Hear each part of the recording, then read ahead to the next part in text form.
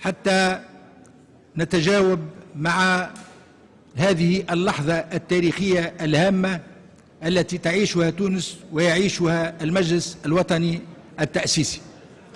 تفضل سيد المقرر. بسم الله الرحمن الرحيم، والصلاة والسلام على أشرف المرسلين. نعطيك الكلمة في نهاية الكلمة. نعم.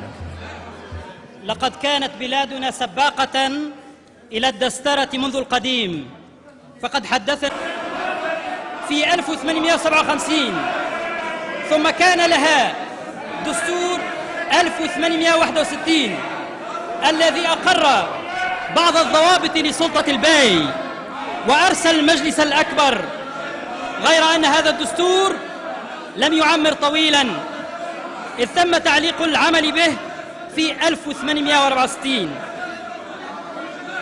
بعد معركة التحرير ضد الاستعمار.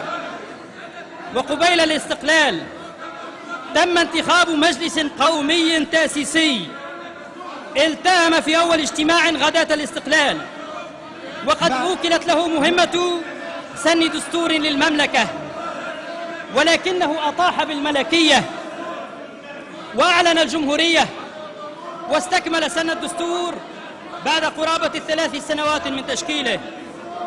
وقد كانت تركيبة ذلك المجلس كلها من نواب الجبهة القومية، مما سهل تغيير التوجهات أكثر من مرة.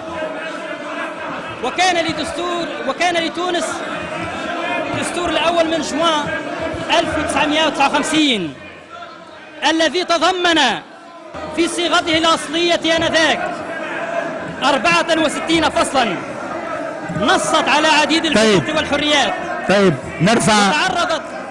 نرفع الجلسة لتوديع ضيوفنا، نرفع الجلسة لتوديع ضيوفنا ونعود إلى المعمعة.